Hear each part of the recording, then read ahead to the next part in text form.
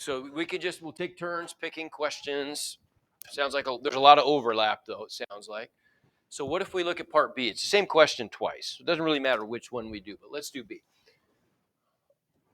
All right, so if we're doing this guy, then we want to know, it says find the values of x for which the slope of the curve is 16. Well, all that say, what's the slope of the curve? How do we find the slope of the curve? Okay, but what's the calculus vehicle for finding the slope of a curve? Derivative, that's it. So all this is saying right here then is we want to find where is y prime equal to 16. Okay, well, what is y prime or what is f prime of x? Same thing. If we differentiate that polynomial. Okay, and we just want to set that equal to 16 and solve. That's it, right? So if we solve that, we get 4x equals 20. So x equals 5. That's the answer to part B. Wait, so it's the ordered pair. So they want it as an ordered pair? They want it as an ordered pair. Okay, well then if x is 5, then y just equals f of 5. So we plug back in up here and we get 2 times. Do you plug into the random one, not the derivative one? Yep. Okay. So what's the y value then? We get 50 minus 20 is 30 plus 8 is 38. So our ordered pair would just be 5, 38, assuming I did my arithmetic right. Okay? That makes sense? Okay. Next.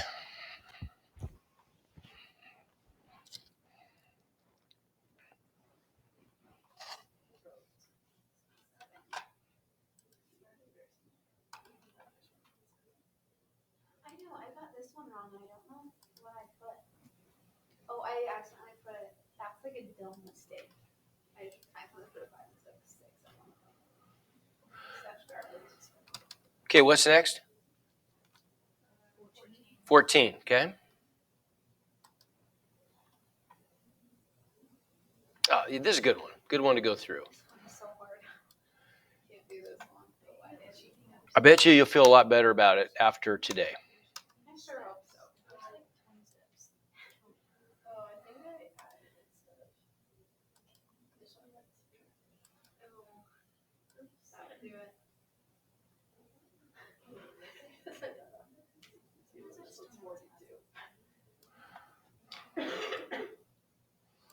Okay.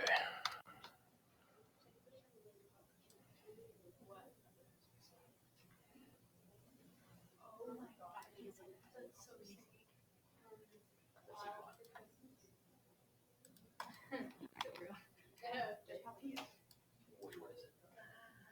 Okay, I understand. I don't know what one specifically.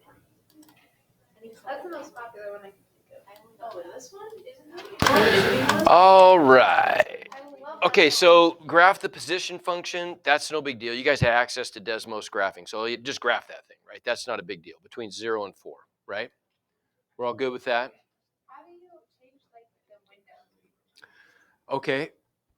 You just go, well, I'll show you actually how you can do this on Desmos without, I mean, one thing you could do is you don't have to be fancy with this. You could just graph f of, we can make it a t if we want to, f of t equals, it's really better to make it an x for other reasons, but we can do it with t if we want to.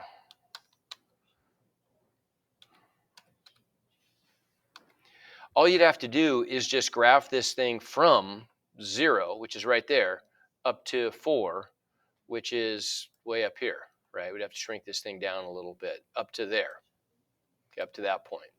But we know what the shape is. If you actually want to graph this thing and have it look and truncate the domain, there's a way to do it. You have to do like a piecewise function. Remember, piecewise functions start with y equals or f of x equals a script bracket. So inside the script brackets, you're going to put the domain first. I'm going to make these x's, and I would just do this.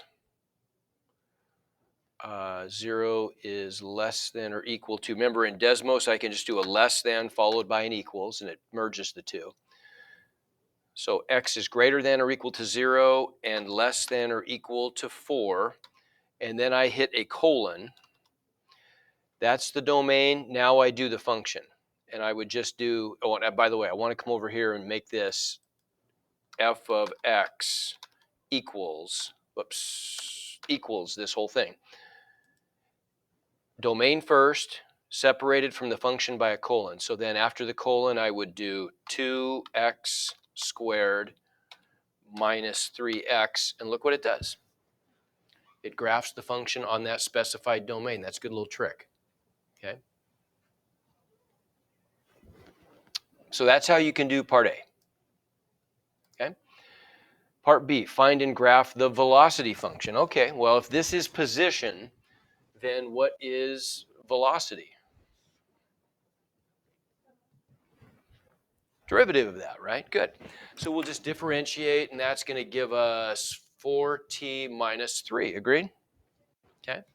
Graphing that is a piece of cake, right? That's just a line with a slope of 4 and a y-intercept of 3, and you would just graph it between 0 and 4. Okay. Part B also asks, when is the object stationary? Okay, so let's focus on this part. When is the object stationary? When's that going to happen?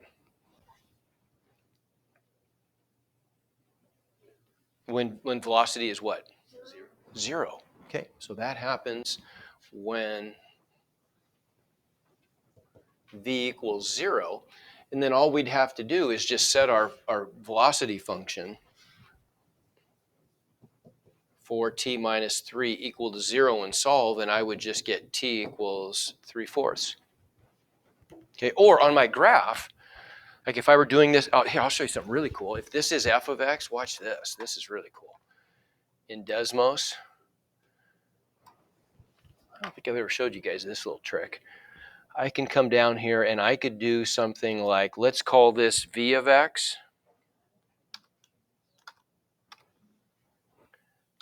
equals f prime of x. How about that one?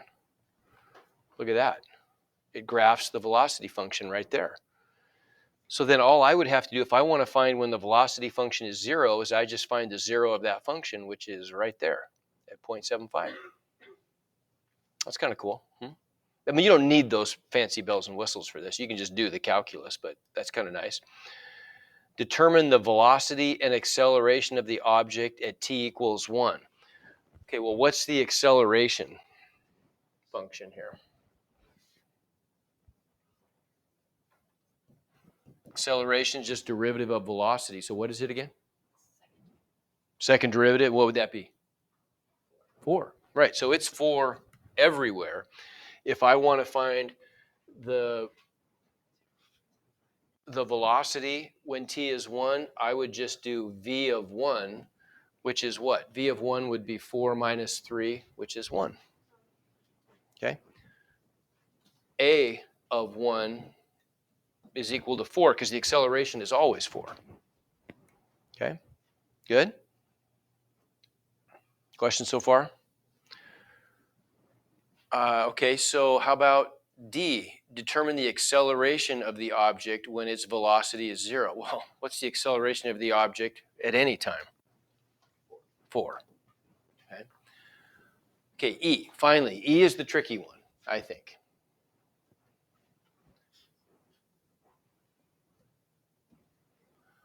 On what intervals is the speed increasing?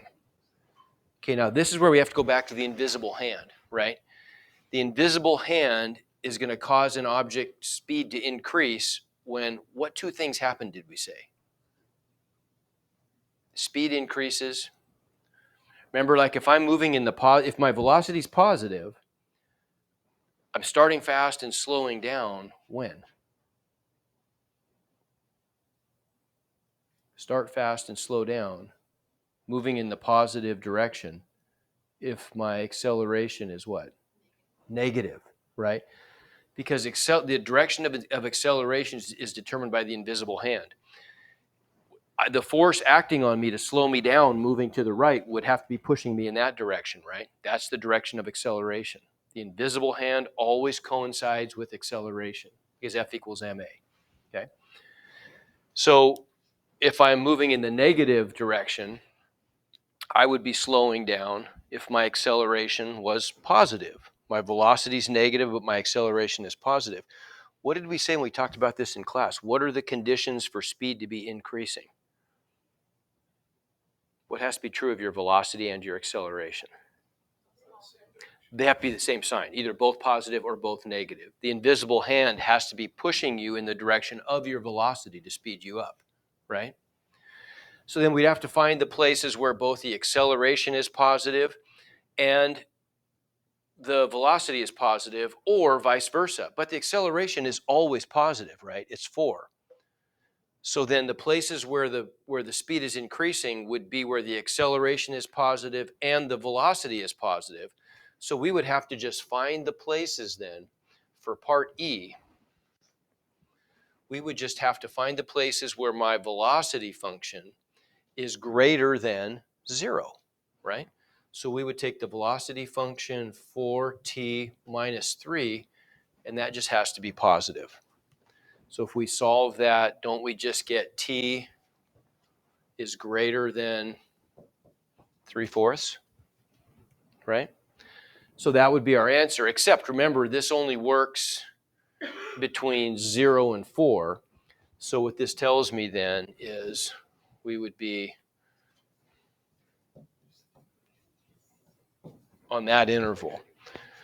Values of t greater than 3/4 and less than or equal to 4, because our domain only goes up to 4. Okay? Make sense? Okay, all right. What else? Other questions you'd like to go through? Yeah, that would go test 3. Any others on test 4 while we're here? 15? Okay.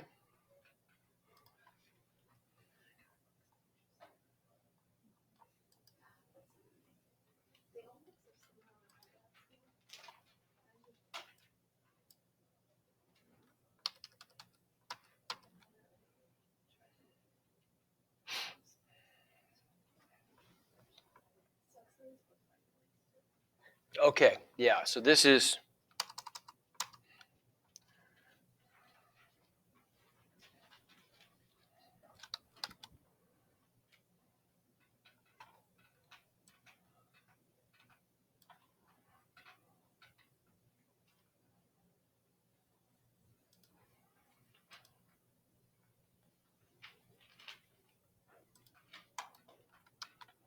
so here's the question.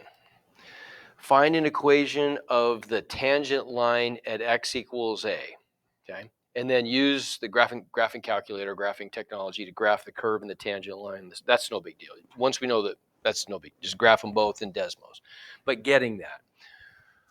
Okay, so we need to know 2 things. We need to know a point of tangency, and we need to know the slope of the tangent line, right? So what's my point of tangency going to be? How am I going to find that? Yeah, that's it, right? My point of tangency is going to be at 1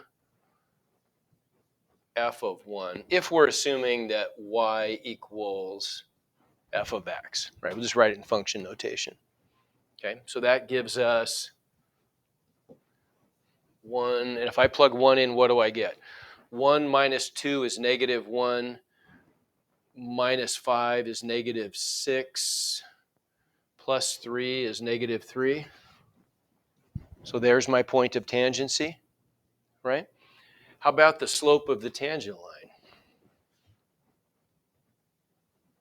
How do I find that?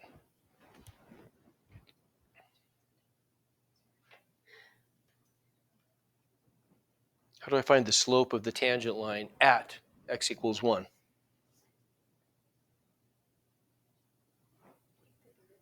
And what do I, you're right, take the derivative, and where do I evaluate it? At 1, yeah. So the slope of the tangent line is just going to be f prime of 1. Well, let's go ahead and calculate, if this is f of x, what's y prime? 5x.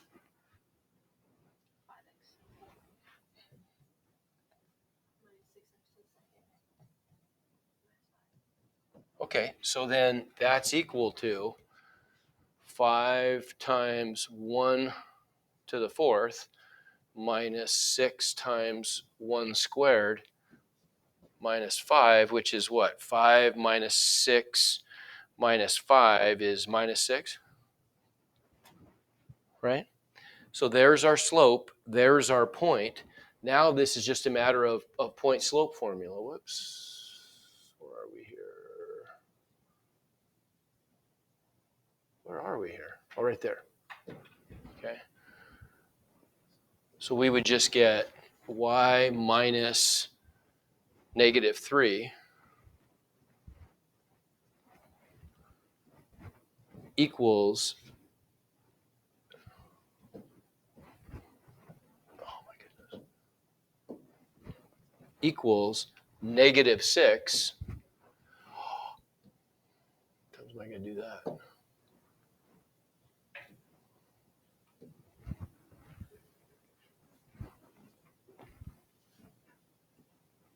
Negative 6 times the quantity x minus 1,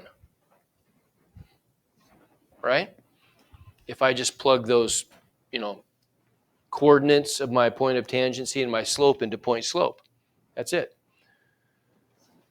And so if we want to put this into slope intercept form, I just distribute the negative 6, y plus 3 equals negative 6x plus 6, subtract 3 from both sides, and I get y equals negative 6x plus 3. Okay? Good? Because I'm plugging, all I'm doing here to get this stuff, I'm just using y minus y1 equals m times x minus x1. And my point of tangency is that. Okay, so this is x1, y1. Okay? And this is, remember, this is my slope. Okay? What else? Anything else from test 4? Okay, good on test 4. Test 3. Move to test 3. On test 3? Yeah.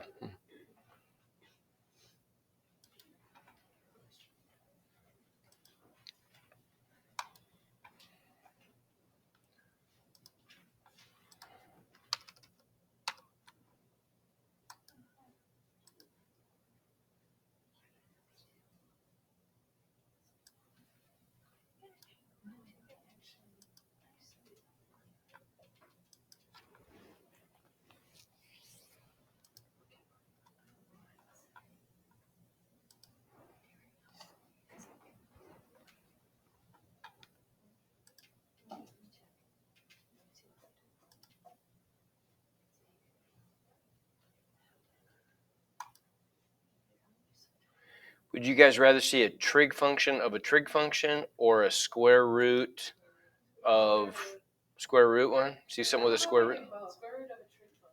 Okay. Yeah, that's what mine was too. But I need to do the other one.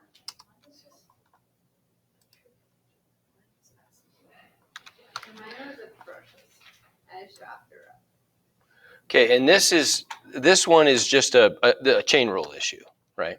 Now, these are tricky because to me the tricky part where people probably miss this is the tangent squared, right? It's important to rewrite these without using any trig shorthand. So what would this look like if we rewrote this with exponents and properly layered? What's my outside layer going to be? What's the outside of this function if I'm looking in? Square root. So I get something to the 1/2, don't I? So the first layer is going to be hand to the 1/2, right? Okay, what's hand? What's inside there? 8 plus, how do I rewrite that part? Tangent squared of x. Okay, good. Tangent x quantity squared, right? Okay, so there's how this thing is written, right? Maybe I should, well,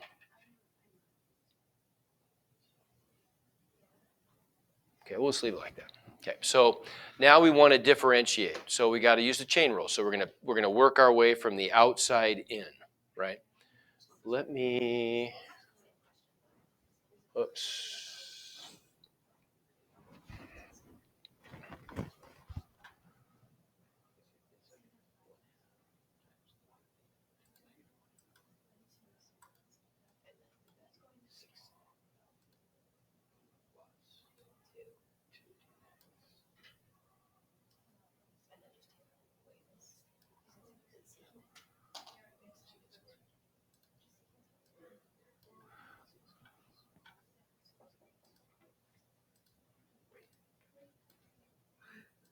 Okay, so then here's our function up here in the corner. We'll just kind of peel this thing apart as we go. So if we want to do, if we're calling this f of x,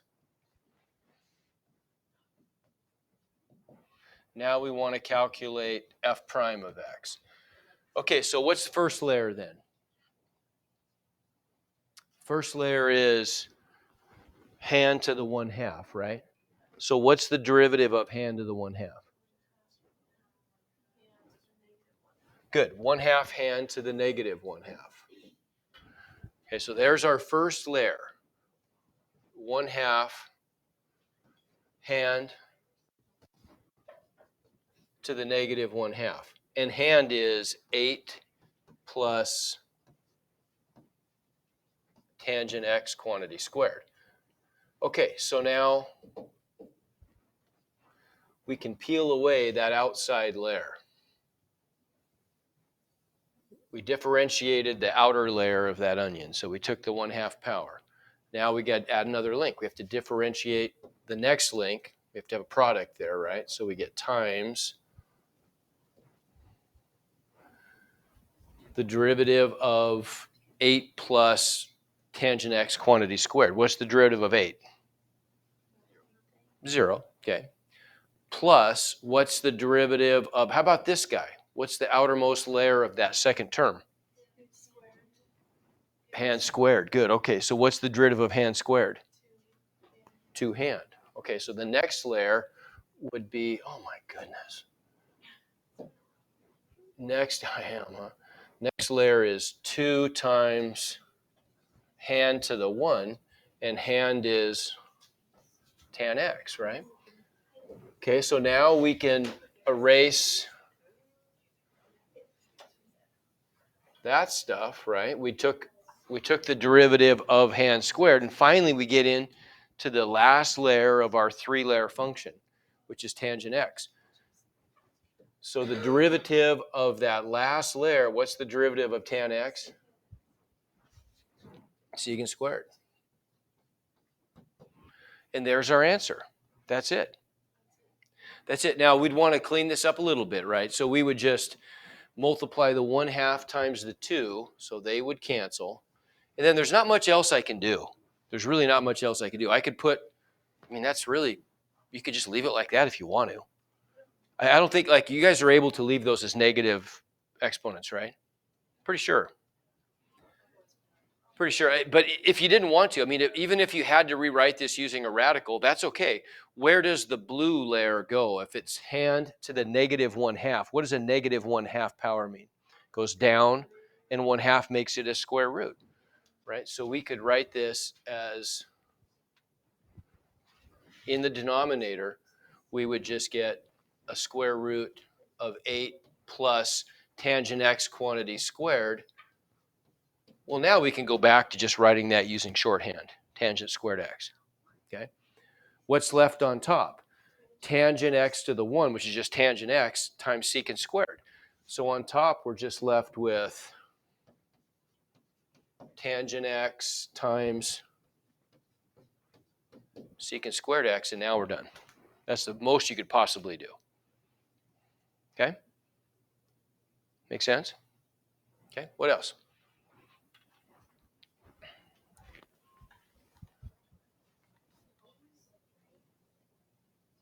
Well, that's good. I mean, when I grade this, I mean, if there's just one little thing wrong, you're going to get tons of credit back. Yeah.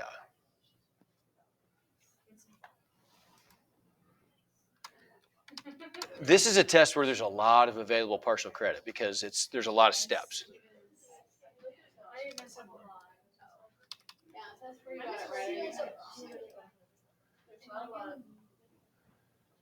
Okay, anything else on test 3? Okay, good on test 3? Okay. All right.